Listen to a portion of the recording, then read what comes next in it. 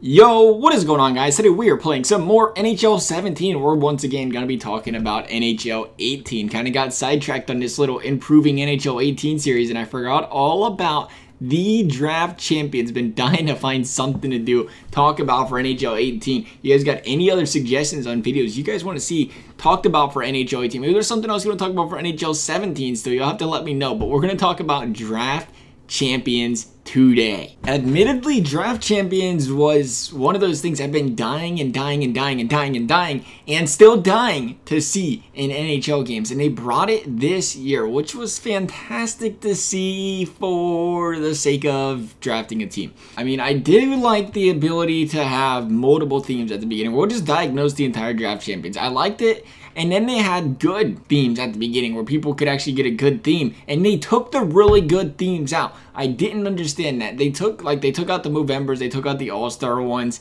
I think it had part to do with the fact that they had a better base team, but I didn't care about the base team. I cared about what came in those draft rounds. You actually got some really solid players because it was All-Star Movember. I understand not giving them stacked base teams, but I do think maybe every single draft should have the exact same base team. Doesn't matter what theme you pick, give them all the same exact base team. And then the theme is, say, East Coast, Beast Coast. That means everybody in that theme going throughout that 12 rounds is East Coast, Beast Coast. Because I do think it does add a little bit more interest when it comes to draft champions. If you get lucky and you get a better theme or something, I think it makes it a little bit more, I don't know, if you want to say exciting, it's like opening a pack, except you're actually guaranteed to get something at the end of this thing compared to a pack. I think definitely my biggest problem with draft champions, though, was the fact that they undoubtedly just threw it in the trash can a week into the game. I don't know if they even did, was it even a week? I think they updated it, yeah, maybe a week or two. They updated the World Cup of Hockey, put it in draft champions, then we went, what, like 3, 4, 5 months without any updates to draft champions. I'm pretty sure, I want to say January or February. It might have been January. It might have even been a little bit earlier, but we went the better part of the, if you want to say more important part of NHL, when everybody was playing it, everybody was still trying to, you know, you're trying to hook people into playing the game. We was nothing with draft champions. It's absolutely nothing. You wouldn't even known it was there. And I think there's just so much more they can do with it. It doesn't even have to be just the fact of updating cards and stuff in it. They can do so many more. Right now, there's really, is there a reason to play draft champions unless you feel like going, especially, well, right now there's absolutely zero reason. Right now there is zero, other than building a nice team. The whole incentive of playing draft champions right now, and I still love the idea, is the fact that other people that don't have the coins get the chance to use these really good players in HUT. But at the end of the day, it results in absolutely nothing for them to get to use those cards. They could go build some super team in versus mode if they wanted to, because it's going to be the same result at the end of the day. Because right now, the best cards you can get is 92 overall Grossman, 92 overall, what is that, Malhotra, and then a goalie, Ray Emery. And you have to play, legitimately have to get 100 badges. So you have to play 100 draft champion games. You have to win all 100 of them just for a 92 overall. And you want to talk about winning 100 games right now in HUT. You win 100 games, you probably get what, 80, 90, 100K, somewhere around there when you consider contracts. And at that point, you can get better than a 92 overall. So it's really, you're going in circles. Plus, you can't sell it. So when you play those 100 games, you're stuck with that guy on your team. No changing of opinions. I think there's just, man, the things they could have done with draft champions this year and they didn't. So let's look at these rewards. We know this is the big looming problem with this because people want a reason to play the game mode and you don't get coins for winning and you hardly get anything for losing. This is one thing. You get a gold player. It takes 2 collectibles. Did they update that to a gold player? I don't remember. Well, the thing is, I think it's not a gold rare player, so it's still, who wants to play draft champion? Even 2 wins and you take the chance of getting an untradeable 500 coin player. That's probably not something you really want. A small quick sell reward. The small quick sell reward of 100 to 1,000 coins for 2 of those. Again, it's, I don't know. You're talking about maybe, even in that case, you probably 200 or 300 coins is probably hard to get. And then you look at gold pack. Obviously, a gold pack, you want to say, well, it's not that bad. Well, you need to win 10 games.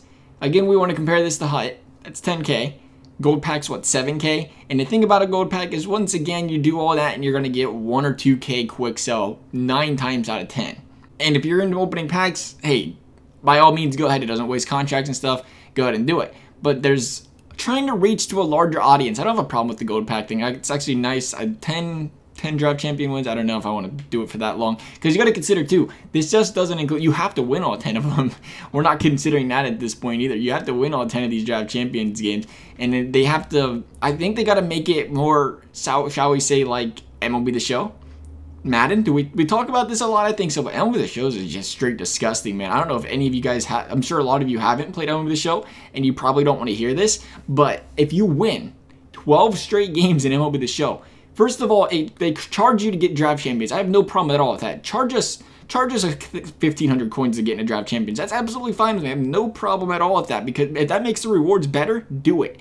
Because right now with draft champions, you can forfeit, restart, forfeit, restart, forfeit, restart, and there's no time limit or anything like that. Go ahead and charge them 1,500 coins. That's absolutely fine. But like I was saying, MLB The Show, 12 wins, I think that gets you a guaranteed gold card, which in MLB The Show terms, gold cards, shall we say, gold cards are like, I don't even know what to compare them to. Maybe 88, 89, 90 overall range, the 88 to 90 overall range in HUT.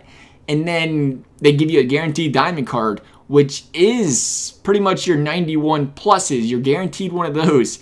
And then you're guaranteed, you know, just a few mix and matches for winning along the way. Because along the way, you win 3 games, 6 games, 9 games, 12 games. There's a milestone for each one. But you get a pack regardless, because I think packs are 1,000 stubs. It's 1,500 to get in, so they give you a free pack just for entering. So that's always nice too. You're not going to leave empty-handed ever, even though, you know, they're packs just like NHL. They're not really great packs, but a pack nonetheless, so it's better than nothing.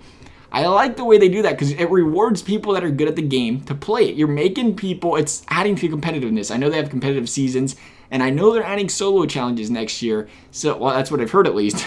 I know they're doing that, but so it's like, well, they got a lot of other stuff going on too, but it's all about adding depth. If HUT is your flagship program, as you guys want to call it, over there in EA, I know a lot of us would like to see other game modes worked on, but if it's your flagship program, you want to put as much depth into it as possible. And this is another way to get more people entertained. Again, because, you know, with competitive seasons, you still have to have the budget to be able to do competitive seasons, because you're not going to go in, especially after everybody complained about it. I mean, oh my goodness, you had to have a certain team build to get a 99 overall card. We got it for a bid. We didn't all complain about that, you know? That'd be terrible if we didn't complain about something like that. I mean, oh man, that's terrible. They want to give us a 99 overall, but I have to have all 88 players. I can't use my team wheel and my heroes. Oh no.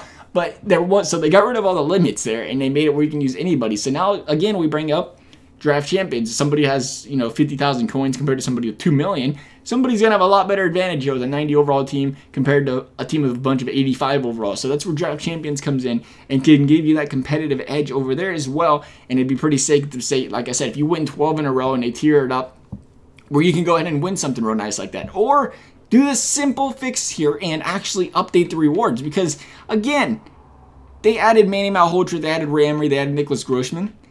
They gave us 2 of them. You can only use 1 of them, so once you complete these sets, and say somebody does actually play 300 draft champion games, and you complete those, you have nothing else to work to. You're done with draft champions. There's no other incentive to play draft champions. Again, unless you want to work up to that gold pack and large quick sell pack, but I don't hear a lot of people being real interested in doing that, at least from what I've heard. I know some people might still like doing it.